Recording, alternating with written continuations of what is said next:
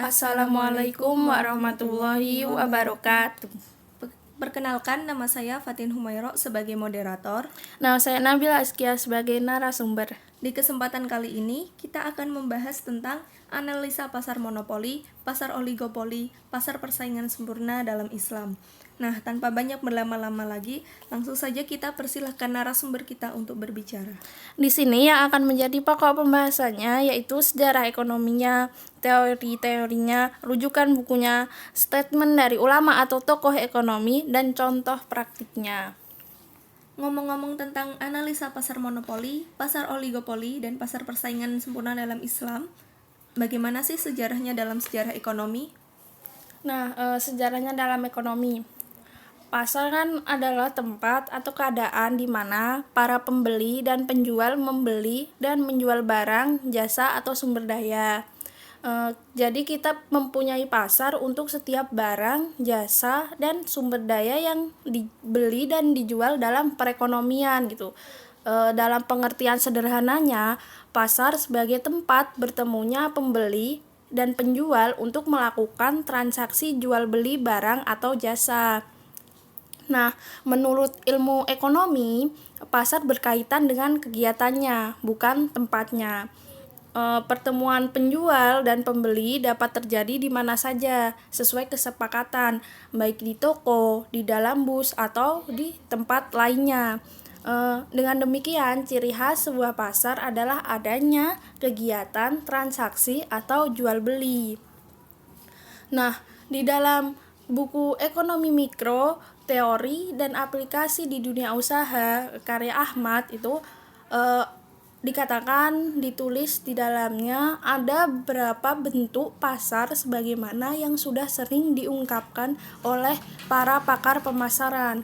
Yang pertama, pasar persaingan sempurna, yang kedua, pasar monopoli, yang ketiga, pasar oligopoli, dan yang keempat, pasar persaingan monopolistik. Nah, kalau tentang teori analisa pasar monopoli, pasar oligopoli, dan pasar persaingan sempurna dalam Islam bagaimana tuh? Nah, teorinya pasar persaingan sempurna dulu ya. Pasar persaingan sempurna itu suatu kondisi pasar di mana terdapat banyak penjual dan pembeli. Nah, pasar persaingan sempurna memiliki ciri-ciri khusus yang membedakan dengan struktur pasar lainnya. Ciri-ciri tersebut adalah yang pertama itu banyak penjual atau produsen, yang kedua barang yang dijual atau dihasilkan homogen, yang ketiga ada kebebasan masuk dalam pasar atau industrinya, yang keempat penjual dan pembeli secara individu tidak mempengaruhi harga, yang kelima harga ditentukan oleh mekanisme pasar lewat permintaan dan penawaran. Yang keenam, penjual atau pembeli mengetahui sepenuhnya informasi pasar. Nah, ciri pasar seperti ini dipastikan hanya ada dalam produksi pertanian, dalam industri manufaktur. Keadaan yang demikian itu dikatakan hampir tidak ada atau memang tidak ada, seperti yang telah dibahas tadi. Soalnya persaingan semakin ketat sebab mereka yang tidak bekerja secara efisien akan terlempar keluar dari pasar. Pasar yang bersaing ini cenderung mendorong produsen untuk bekerja secara efisien, sehingga banyak orang yang berpendapat bahwa pasar yang bersaing ini merupakan bentuk pasar yang efisien. Oleh karena banyak penjual, konsumen akan lari dari suatu produsen kalau harganya tinggi. Pada pasar yang bersaing sempurna, ada kebebasan keluar masuk dalam pasar atau industri. Jadi seorang produsen yang memandang bahwa dalam pasar suatu produk menguntungkan akan bebas untuk memasuki pasar tanpa rintangan atau restriksi apapun. Tantangan yang dihadapi itu hanya keberanian bersaing. Kalau keuntungan yang diperoleh merupakan keuntungan yang cukup baik menurut pandangan mereka tetap dalam pasar. Sebaliknya, kalau harga yang terjadi di pasar tidak memberikan keuntungan bagi mereka, maka mereka akan bebas meninggalkan pasar gitu. Harga bagi produsen dalam pasar bersaing secara sempurna merupakan data yang harus diterima oleh penjual atau pembeli. Oleh karena itu, penjual dan pemberi merupakan price taker. Harga merupakan petunjuk bagi produsen untuk mengalokasikan sumber-sumber ekonomi yang dimiliki. Demikian juga bagi konsumen, harga merupakan petunjuk bagi mereka untuk mengalokasikan pendapatnya pada berbagai jenis barang diperlukan, sehingga manfaat pendapatannya untuk memenuhi kebutuhan memperoleh manfaat yang maksimum. Yang kedua, itu pasar monopoli. Dalam kehidupan sehari-hari sering kita temui kan bentuk pasar monopoli, yaitu situasi pasar di mana hanya ada satu penjual produk dan produk tersebut tidak ada penggantinya gitu. Oleh karena itu, perilaku dalam pengambilan keputusan di pasar agak berbeda dengan pasar persaingan sempurna tadi.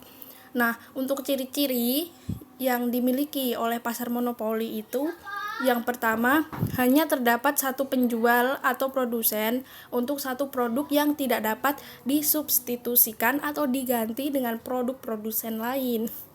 Yang kedua itu, produsen lain tidak dapat masuk dalam industri atau pasar monopoli. Jadi tidak ada kebebasan masuk ke pasar atau industrinya. Nah, yang ketiga, produsen monopolis dapat menguasai harga pasar, jadi menjadi price makernya. Nah, yang keempat, produsen monopolis dapat melakukan diskriminasi harga.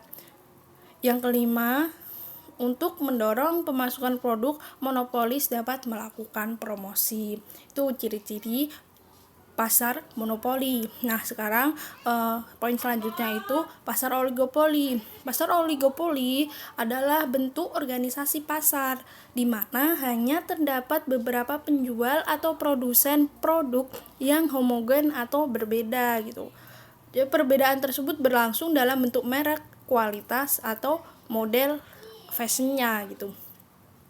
Dalam perekonomian, terutama dalam industri manufaktur, jenis pasar oligopoli tersebut itu banyak terjadi. Industri mobil dan industri elektronik merupakan pasar yang oligopolistik. Industri mobil di Jepang didominasi oleh beberapa perusahaan saja, misalnya Honda, Toyota, Suzuki, Daihatsu. Nah, perilaku produsen satu dengan yang lain itu saling berkaitan, sehingga dapat dikatakan bahwa tingkat keuntungan satu dengan yang lain sangat tinggi gitu. Apa yang dilakukan oleh produsen satu akan mempengaruhi produsen lain. Nah, hal ini dilakukan agar mereka tidak kehilangan pasar gitu.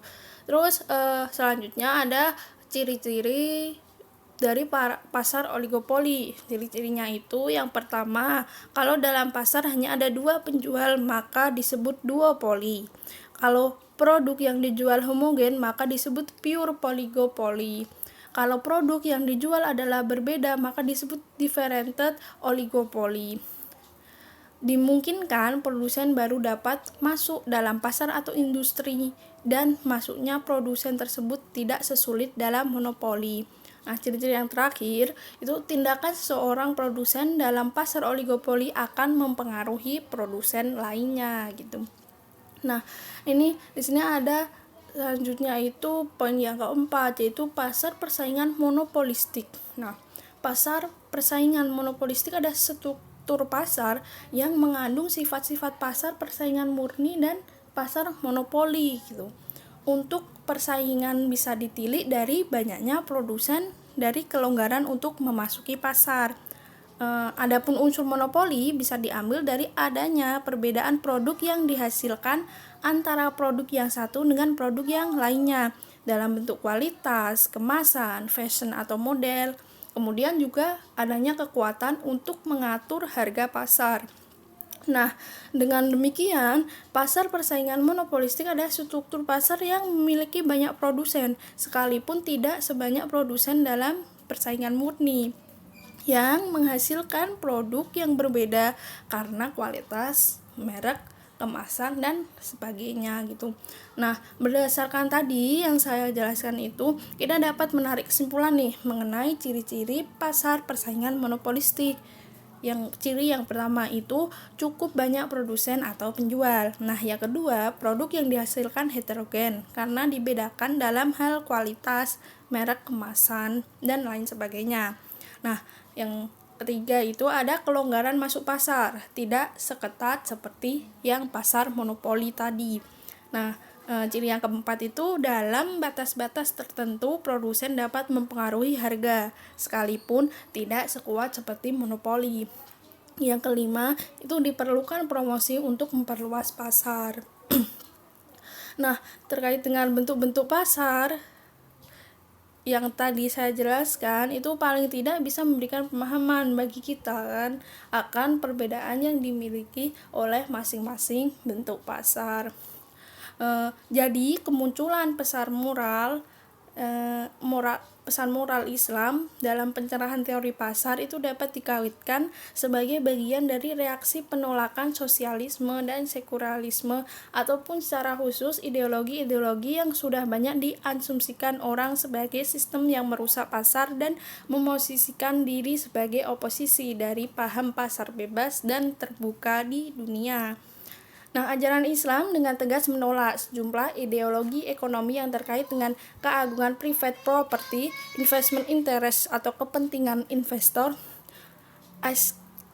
asceticism atau menghindari kepentingan duniawi, economic egalitarisme maupun autoritarisme, yaitu ekonomi terpimpin atau paham mematuhi seorang atau badan secara mutlak. Nah, oleh karena itu, sangat utama bagi kita, para ekonom yang berbasis Islam, untuk secara kumulatif mencurahkan semua dukungannya kepada ide kebudayaan, kemajuan, dan kecerahan peradaban bisnis dan perdagangan. Islam kan secara ketat memacu umatnya untuk bergiat dalam aktivitas keuangan dan usaha-usaha yang meningkatkan kesejahteraan ekonomi dan sosial gitu. Jadi berdagang adalah aktivitas yang paling umum dilakukan di pasar. Untuk itu teks-teks Al-Quran selain memberikan stimulasi imperatif untuk berdagang, di lain pihak juga mencerahkan aktivitas tersebut dengan sejumlah rambu atau aturan main yang bisa diterapkan di pasar dalam upaya menegakkan kepentingan semua pihak, baik individu maupun kelompok.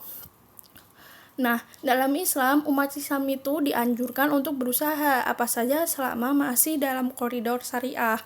Artinya, selama usaha itu tidak melanggar ketentuan-ketentuan yang disyariatkan Allah gitu. Demikian pula dalam hal melakukan kegiatan ekonomi, semua boleh dilakukan asalkan tidak melanggar aturan-aturan syariat tersebut gitu. Nah, salah satu aktivitas ekonomi dapat terlihat dalam pasar, di mana bertemunya antara penjual dan pembeli untuk melakukan transaksi atas barang atau jasa, baik dalam bentuk produksi maupun penentuan harga. Transaksi jual beli dibolehkan dalam Islam selama tidak mengandung riba dan hal-hal yang dapat merugikan salah satu pihak. Jadi mekanisme pasar yang dibangun dalam Islam itu berdasarkan norma ajaran Islam yang berhubungan dengan aktivitas ekonomi. Mekanisme pasar itu bukanlah suatu hal yang sempurna atau bagus sehingga dimungkinkan gagal dalam mencapai tujuan ekonomi. Nah, disinilah dibutuhkan intervensi agar mekanisme pasar berjalan sesuai dengan kepentingan perekonomian yang islami. Nah, dalam ajaran Islam, pasar ditempatkan pada posisi yang proporsional, berbeda dengan pandangan kapitalisme maupun sosialisme yang ekstrim gitu. Jadi pasar bukan satu-satunya mekanisme distribusi yang utama dalam perekonomian, tetapi hanya merupakan salah satu dari berbagai mekanisme yang diajarkan syariat Islam. Nah, berbicara tentang mekanisme pasar, ini Ibnu Taimiyah, mekanisme pasar yang islami menurut Ibnu Taimiyah itu harus memiliki beberapa kriteria nih. Yang pertama itu, orang-orang harus bebas untuk masuk dan keluar pasar. Memaksa penduduk menjual barang tanpa ada kewajiban untuk menjualnya adalah tindakan yang tidak adil dan ketidakadilan itu dilarang gitu. Poin yang kedua dari kriterianya itu tingkat informasi yang cukup mengenai kekuatan pasar dan barang-barang dagangan adalah perlu gitu. Nah, poin yang ketiga itu unsur-unsur monopolistik harus dilenyapkan dari pasar sehingga segala bentuk kolusi antara kelompok para penjual dan pembeli tidak diperbolehkan. Nah, kriteria yang keempat itu homogenitas dan standarisasi produk sangat dianjurkan ketika terjadi pemalsuan produk, penipuan, dan kecurangan-kecurangan dalam mempresentasikan barang-barang tersebut. Nah, kriteria yang kelima itu setiap penyimpanan dari kebebasan ekonomi yang jujur seperti sumpah palsu, penimbangan yang tidak tepat dikecam oleh ajaran Islam. Nah, dari pendapat Ibnu Taimiyah tadi itu tentang mekanisme pasar dalam Islam, kita dapat melihat mekanisme-mekanisme tersebut mengarah pada karakteristik pasar persaingan sempurna. Hal itu berarti bahwa pasar dalam Islam itulah yang dalam teori konvensional disebut dengan pasar persaingan sempurna, di mana asumsi-asumsi yang disebutkan oleh pakar ekonomi konvensional ada ditemukan di dalam pasar yang Islami. Nah, ini masih menurut Ibnu Taimiyah nih, penetapan harga itu menjadi penting atau diperlukan untuk mencegah manusia atau produsen yang menjual makanan dan barang lain hanya kepada kelompok tertentu dengan harga yang ditetapkan sesuai hati. Ini merupakan kezaliman di muka bumi. Demi tercapainya kemaslahatan wajib diterapkan penetapan harga gitu. Jadi kata Ibnu Taimiyah itu sesungguhnya kemaslahatan manusia belum sempurna kecuali dengan penetapan harga. Yang demikian itu diperlukan dan wajib diterapkan secara adil dan bijaksana. Ini statement dari Ibnu Taimiyah menutup penjelasan teori yang saya jelaskan tadi. Nah, yang selanjutnya, bagaimana sih contoh praktek analisa pasar monopoli, pasar oligopoli, dan pasar persaingan sempurna dalam Islam? Nah, salah satu contoh praktiknya itu dari contoh pasar persaingan sempurna dalam pasar Islam adalah yang terjadi pada masa Khalifah Umar bin Khattab radhiyallahu an. Pada saat itu, Umar berjalan di pasar kurma. Ketika itu, Umar mendapatkan salah seorang pedagang yang menjual di bawah harga yang ada di pasar tersebut. Terus Umar itu memberikan dua pilihan pada penjual tersebut. Yang pertama, naikkan harga sampai sama dengan harga yang ada di pasaran atau keluar dari pasar ini. Nah, kisah tadi itu dapat ditarik kesimpulan bahwa dalam sebuah pasar persaingan sempurna, harga yang ditawarkan adalah sama dengan harga yang ditawarkan oleh seluruh pedagang dalam pasar tersebut jika barang dagangan itu tidak terdiferensiasi atau tidak berbeda begitu. Nah, begitu kira-kira penjelasan tentang analisa pasar monopoli, pasar oligopoli, pasar persaingan sempurna dalam Islam dari narasumber kita. Sekian dari kami. Wassalamualaikum warahmatullahi wabarakatuh.